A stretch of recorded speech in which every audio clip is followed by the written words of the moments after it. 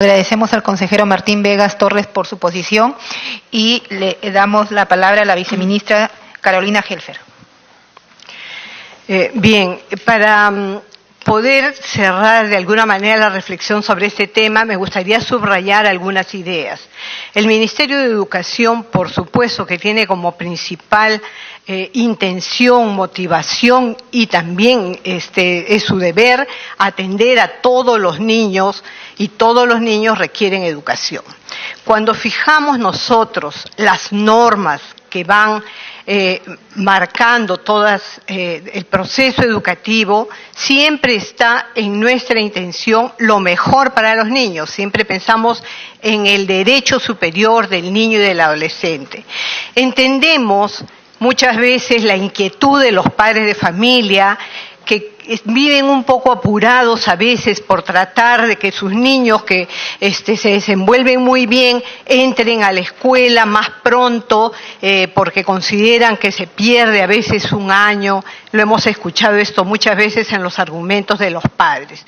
Sin embargo, todos sabemos, y lo han demostrado también varios estudios, que no es tiempo perdido. Es al contrario, este tiempo adicional permite que el niño desarrolle toda esa infraestructura emocional para que pueda también desempeñarse a nivel cognitivo en la escuela. Los padres muchas veces están pensando solo en el nivel inicial, en el momento en que ingresan, cuando nosotros estamos pensando en todo lo que va a significar el proceso educativo a lo largo de los años que tiene que permanecer en la escuela. Entonces, con estas ideas quisiéramos dejarles a ustedes nuestra inquietud de que mantengamos estas normas que tienen sustento técnico, sustento pedagógico y también, como lo ha señalado el consejero del Consejo Nacional de Educación, un sustento político, porque tenemos que dar estabilidad, dar institucionalidad a nuestras normas, a la legislación de nuestro país, haciendo que todos comprendan que están hechas para su beneficio y que las cumplan. Y señora Presidenta, quisiera aprovechar la oportunidad, si me lo permite, para tocar otro tema que tengo entendido que va a ser también la agenda del día de hoy, que es acerca de los docentes interinos. Bien, a nosotros nos gustaría hacer una cronología de este tema que nos parece que es muy importante. La figura de los profesores interinos se crea con la Ley del Profesorado en 1984. Fueron personas sin título pedagógico que se les permitió ejercer la docencia en colegios públicos en lugares que estaban alejados, donde no se contaba docentes titulados para este servicio. Estos docentes, desde el 84, han tenido prácticamente 3 décadas para poder regularizar su situación, porque todos sabemos que en ese afán precisamente de dar lo mejor a nuestros estudiantes, una de las condiciones importantísimas es que los docentes tengan título pedagógico. Durante todo este tiempo se les ha dado esta oportunidad. Durante 23 años, del 84 al 2014, estos docentes han tenido la posibilidad de sacar su título y de acercarse a cualquier UGEL o DRE para poder registrar su título. Y con eso podían mantenerse en su puesto. A partir del 2007, la Ley de Carrera Pública Magisterial norma que el ingreso a la carrera se debe realizar a través de concurso público. Son diversas normas que desde ese momento, durante 11 años, han fijado plazos distintos para los profesores interinos para que obtengan su título, como para que puedan, a través de eso, permanecer en el servicio educativo. Posteriormente, la Ley de Reforma Magisterial, que está vigente desde el 26 de noviembre del 2012, establece que los profesores tienen que entrar también nuevamente se ratifica a través de concurso para acceder a una plaza y se da, por lo tanto, 2 años adicionales para que los profesores puedan sacar su título pedagógico y poder ratificarse en sus puestos. En este marco, después de todas estas oportunidades y después de todas estas posibilidades que se les ofreció a los profesores interinos, el Minedu en el 2014 convocó a una evaluación excepcional de docentes para que pudieran presentarse estos docentes que fueron nombrados en su momento sin título pedagógico, con el requisito de presentar su título. Eran 14.863 docentes. Sin embargo, a la evaluación se presentaron 5.315. 4.767 no aprobaron el examen. Solamente aprobaron 546 que ingresaron a la carrera. Por lo tanto, de acuerdo a lo dispuesto, 14.317 de estos docentes interinos fueron retirados de la carrera. Desde ese momento, todos los docentes han ingresado a sus plazas a través de los exámenes, el proceso que se hace de manera normada por la ley. Todos nuestros profesores han ido comprendiendo la importancia de la meritocracia para la calidad de la educación. Creo que en eso toda la sociedad peruana ha ido profundizando en esta reflexión, comprendiendo, y efectivamente nosotros podemos ver cómo todas estas disposiciones han permitido obtener mejores condiciones para la educación. Hemos ido viendo cómo los profesores, a raíz de la carrera, van haciendo capacitaciones, no solo las que le ofrece el Ministerio, sino por propia iniciativa, porque han entendido que la carrera pública magisterial es una carrera de oportunidades, no es un proceso punitivo para sacarlos de la carrera. Tan es así que tienen hasta 3 posibilidades de dar examen para mantenerse, y al interior, entre examen y examen, el mismo Ministerio les ofrece acompañamiento y capacitación para que en el siguiente examen puedan superar esa valla. Porque detrás de esto está la calidad educativa. El Ministerio lo que quiere es entregar la mejor educación a los estudiantes, como sabemos que lo quieren todos los padres de familia y como lo desean y lo necesitamos todos los peruanos. Por lo tanto, queremos nosotros pedirles, a la hora de pensar en esta norma, en estas reflexiones que les venimos a traer, el Ministerio de Educación, de acuerdo a las normas existentes, aplica su rectoría en las políticas educativas.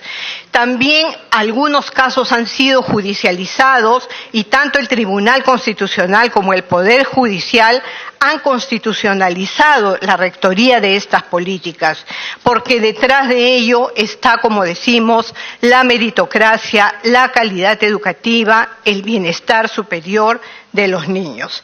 Por lo tanto, nosotros invitamos a los profesores interinos, que ya lo hemos hecho en varias oportunidades, a acceder a una plaza como lo hacen todos los docentes, a través de los exámenes que cada año se vienen ofreciendo. Hace poco acabamos de tener el último examen de incorporación a la carrera, donde más de 200.000 docentes se han presentado y ya están ocupando las plazas que estaban disponibles de acuerdo a este concurso. Ellos tienen la posibilidad de hacer lo mismo y tenemos todavía estas oportunidades año a año hasta el 2022, tal como está establecido. Es más, les hemos ofrecido, como en otras situaciones particulares, darles hacia el final de toda la evaluación un puntaje adicional para que puedan sumarlo a su puntaje, de tal manera que ingresen a la carrera si es que se presentan en estas condiciones. Gracias, señora presidenta.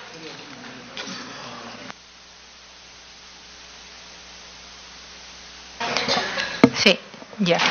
Agradecemos la exposición de todos estos puntos, pero ese ha sido un punto adicional porque el tema en cuestión es en relación a la matrícula de los niños. Y justo después de este debate o participación de los docentes vamos a ir al voto y está en el punto 3. Sí, entonces agradecemos la exposición de cada uno de nuestros invitados y damos la palabra a los congresistas que deseen participar.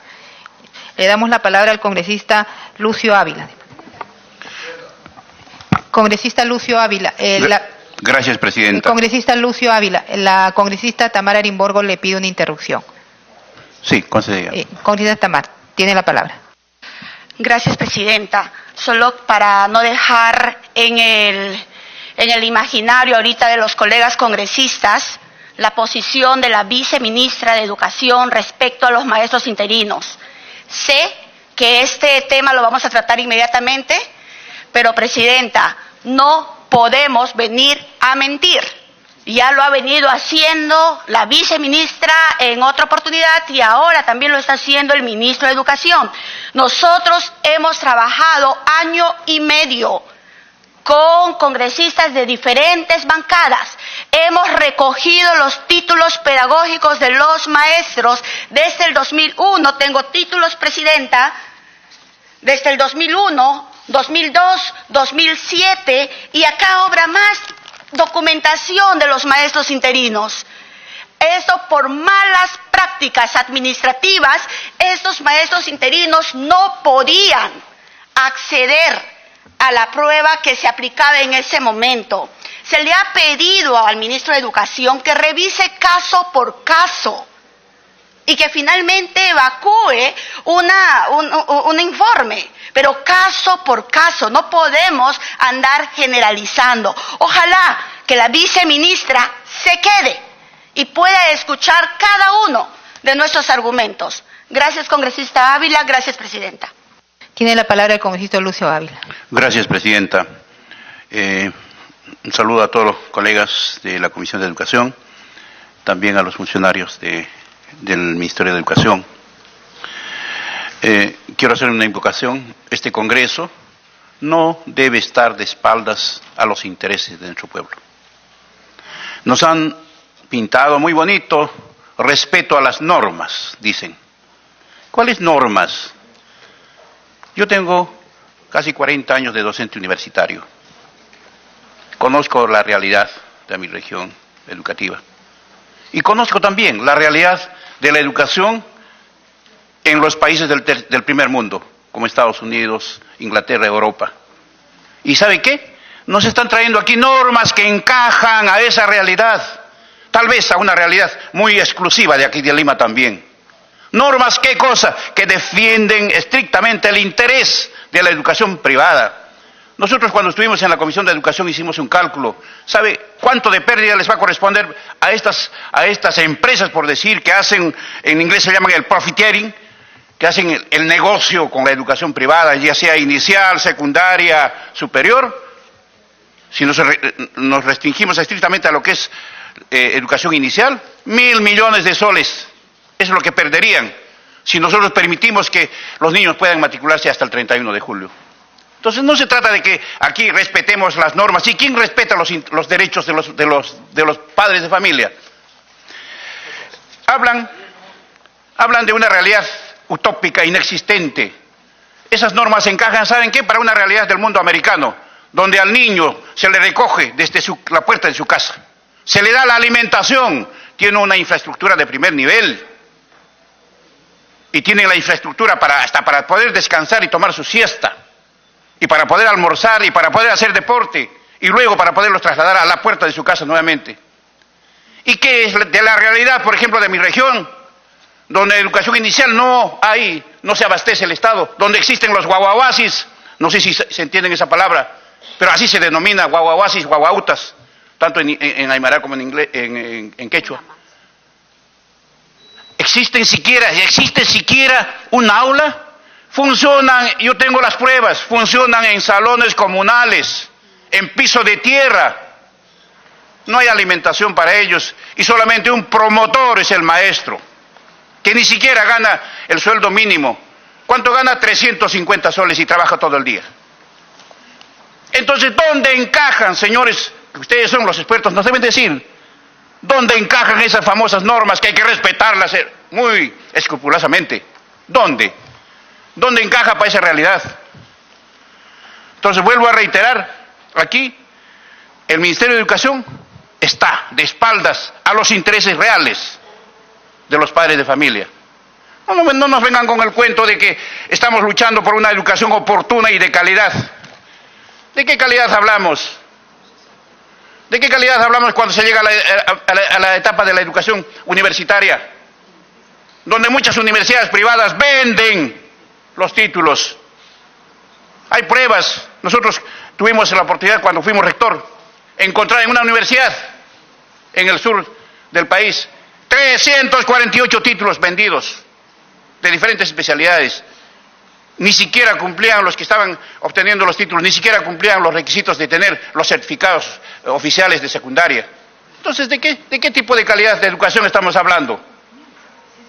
Entonces yo pediría que este Congreso no esté ya más mal mirado y estemos de espaldas a la realidad de nuestro pueblo. Y tengamos que aprobar esa propuesta de modificar ese corte al 31 de marzo. ¿Por qué? Porque así nos los pide el pueblo. ¿Quién los defiende a ellos? Nosotros, el que habla no tiene ningún interés, ya, ni siquiera, digamos, como usuario. Nosotros estamos velando por el interés en este caso, de los pueblos alejados, que no tienen los recursos, que están olvidados por el Estado, y aquí se les quiere aplicar a rajatabla una ley bajo el pretexto de que estamos luchando por una educación de calidad. ¿Y qué tienen que decir, por ejemplo, cuando hablamos en mi región, un 75% de anemia de los niños? Niños totalmente desnutridos, con falta de atención de todo tipo. Entonces, yo les pido a ustedes que esas normas no encajan para un mundo en el que tal vez el ingreso per cápita esté por encima de los 30.000, 40.000 dólares, pero no para las regiones andinas como de las que nosotros venimos y de las que nosotros exigimos que se dé esa flexibilidad, porque al final cada padre de familia es responsable de la educación de sus hijos, no es el Estado y nunca lo ha sido. Y esperamos a los colegas que están en la Comisión de Educación puedan esta vez no cerrar los ojos, puedan esta vez no estar de espaldas a las necesidades de nuestro pueblo, porque ellos nos están juzgando, y nos están juzgando con toda razón. Démosle alguna vez una satisfacción a los padres de familia que están esperando, luchando, para que esto pueda ser flexibilizado. Obviamente nadie va a obligar a que se cumpla estrictamente a rajatabla lo que está escrito. Son libres de poderlo hacer. Gracias, Presidenta. Agradecemos la participación del congresista Lucio Ávila y damos la bienvenida a la congresista Lisbeth Robles y a la congresista Karina Beteta. Tiene la palabra el congresista Javier Velázquez.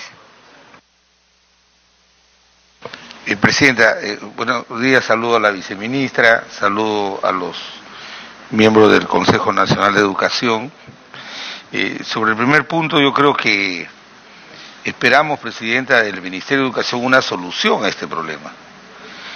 Y la solución no pasa por decir no y nos la deja en mano el Congreso. Si esto es así, el Congreso tendrá que tomar su decisión. Yo creo que el Poder Ejecutivo, en base a la información que nos ha alcanzado, este es un problema, no es de los graves que tiene el Ministerio de Educación.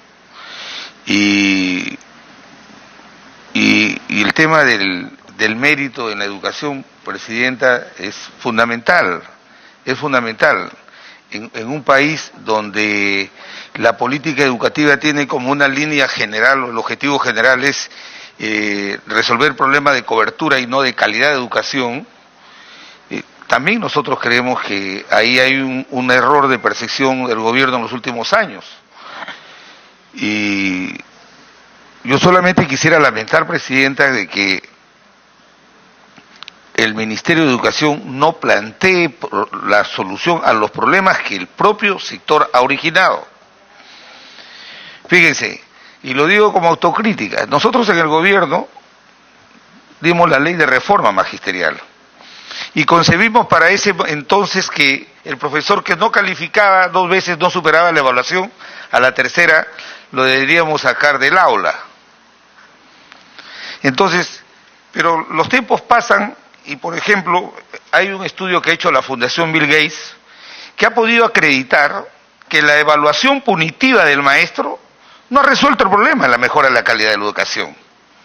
Y por eso hoy día, países como México, que va en diciembre a asumir una nueva gestión, ya lo que están impulsando es la evaluación continua al profesor, para que haya una mejora continua. Entonces, eso supone que el Estado tiene que asumir el peso de esa responsabilidad si quiere mejorar la calidad de la educación. ¿Cómo nos gustaría que todos esos instructores que han puesto en el aula, que son como 20.000 que dejó la señora Martes, hubieran pasado por ese mismo criterio del mérito, por concurso público? No nos van a venir a contar el cuento de que los concursos que se han ganado es por mérito. Por favor. Quiero decir algo. Con relación a los profesores de la carrera magisterial. Yo soy profesor de la carrera magisterial, pero yo le reconozco a aquellos que en el gobierno del presidente Belaúnde, en 1984, cuando se dio la ley 24049, los que nos daban nuestro título de profesor pedagógico, el gobierno nos daba la opción, los que tienen título se quedan en la zona urbana. ¿Y para qué se contrataba a los que no tenían título? Para que vayan a las zonas rurales, a los lugares alejados donde no querían ir los profesores nombrados. Hoy día tenemos una sobreoferta de profesionales, pero eso no se puede resolver mirando de costado. Mire, yo quiero decir lo siguiente, querida presidenta. La ley 24049 estableció claramente en su artículo 64 que dijo: el personal docente en servicios y título pedagógico ingresa a la carrera del profesorado al obtener este título. Y si esto generara alguna duda, el reglamento dijo que el profesor, al optar el título, el profesor interino, el intitulado, al optar el título de profesor o de licenciado, se incorpora automáticamente a la carrera magisterial. ¿Qué es lo que ha pasado? Que lo que ha pasado que en el gobierno del señor Humala, cuando se dio la ley 29944, se interpretó mal la ley.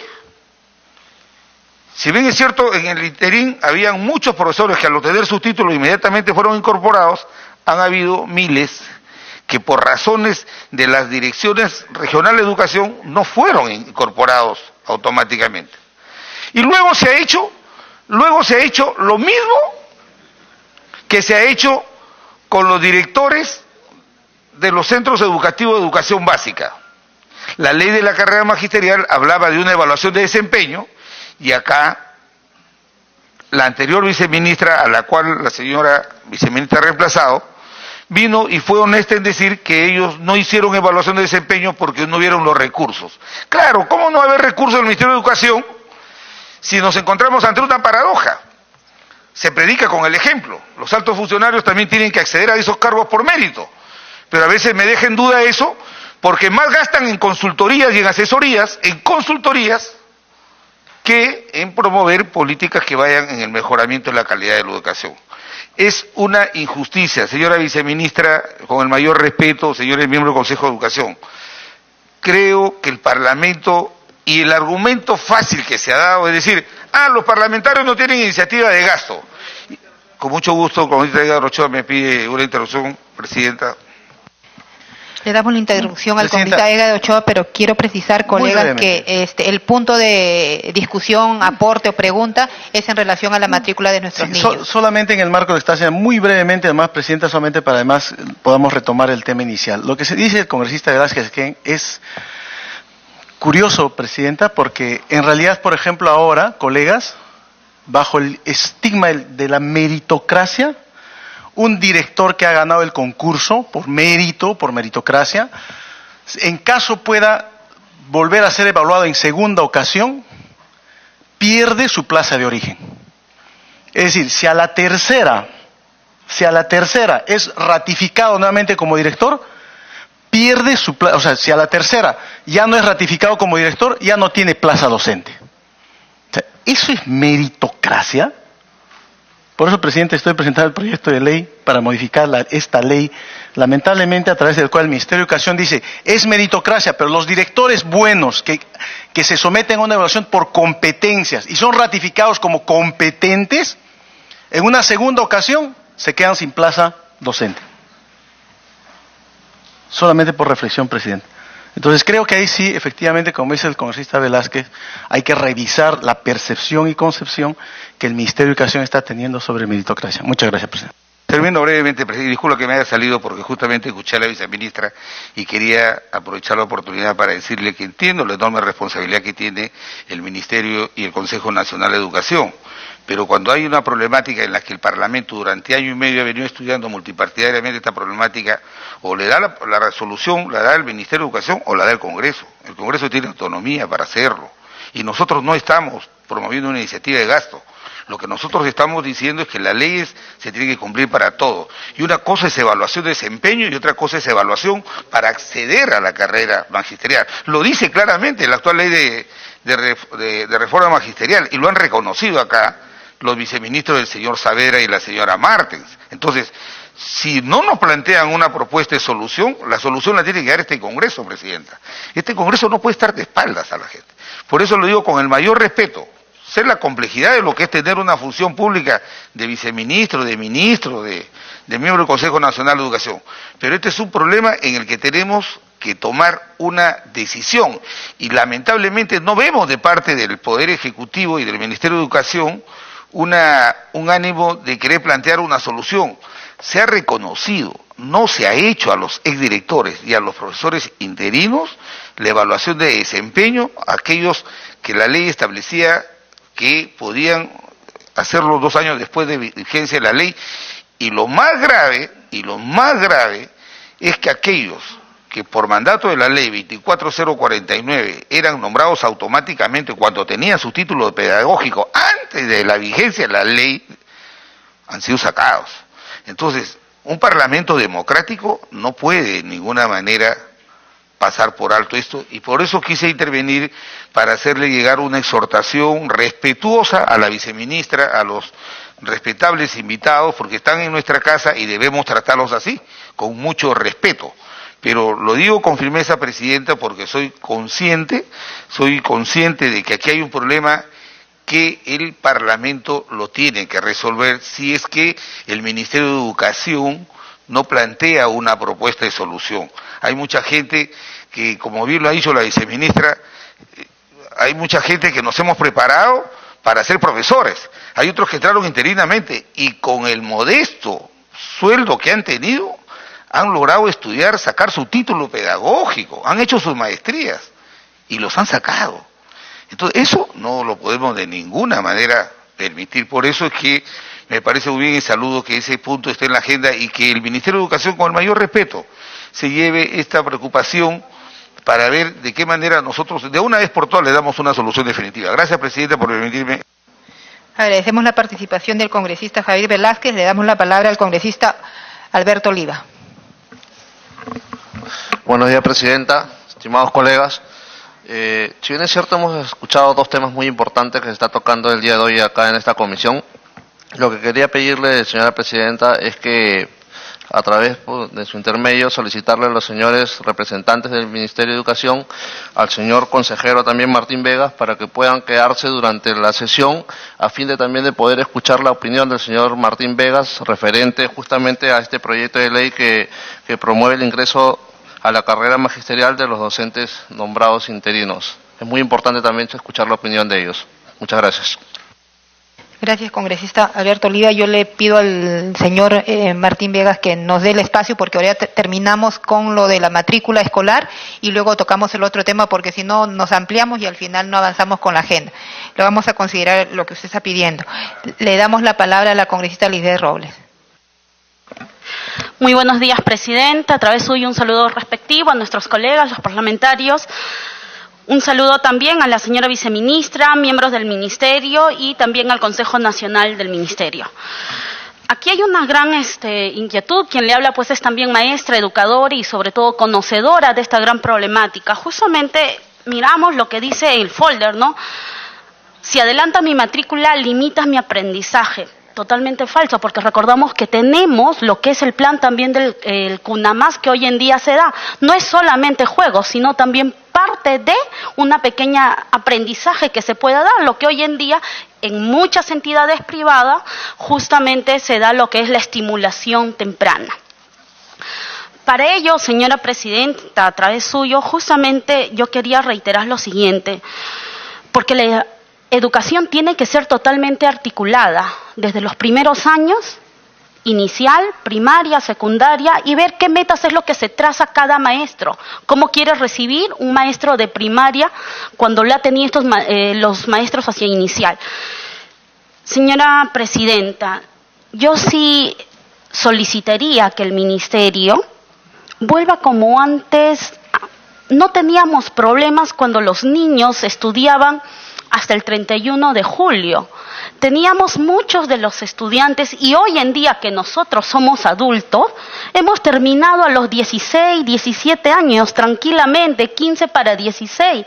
Miren, muchos de ustedes, tenemos aquí una viceministra, no sé si terminó a los 16, a 17 años, tenemos al mismo ministro, quizás al mismo presidente de la República, nosotros como parlamentarios, quien le habla ha terminado también a los 16 años, sin ningún tipo de problemas, y muchos de nosotros probablemente también.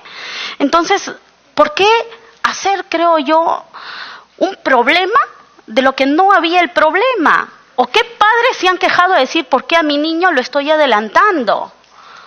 ¿Cuántos repitentes hemos tenido? No lo veo. Entonces, yo creo, señora viceministra, a través de la presidencia, a través de nuestra presidenta, que retomemos la educación como antes. Ha sido una educación buena. ¿Acaso estudiamos hasta las 4 o 5 de la tarde? Hoy en día, mire, ¿de qué no tenemos nuestros estudiantes con jornada laboral completa, pero totalmente con la desnutrición, con la anemia, en nada? Entonces, solamente para culminar y decir qué se va a hacer o qué es lo que vamos a hacer con nuestros niños libres. Y sí existen nuestros niños libres. Tanto es así, tenemos estudiantes y hasta con nombre de colegio, y esperemos que no tomemos pues represalias con estas instituciones educativas, ya sea públicas o privadas, donde que sí están estudiando estos niños libres y tienen hasta diplomas. Entonces, niños de 5 años, uno de ellos Lozada, otro Albino, otro niño Débora, con calificaciones A, D, la niña Aiza, niños con diplomas de honores en pintura, en dibujo. Entonces, ¿qué vamos a hacer con estos niños? Que continúen, que se haga un tipo de excepciones. ¿Cuántas marchas hemos tenido de padres que verdaderamente sí quieren dar ese tipo de educación a su hijo? ¿Y saben qué? Y lo quieren hacer en nuestras escuelas públicas. Porque no todos tienen esa cantidad de dinero para enviarles a unas escuelas privadas. Y demostremos que sí tenemos también maestros de calidad, como los vienen habiendo dentro de las instituciones públicas. Y estos niños talentos no creo que deberían de estar en escuelas privadas, sino en escuelas públicas.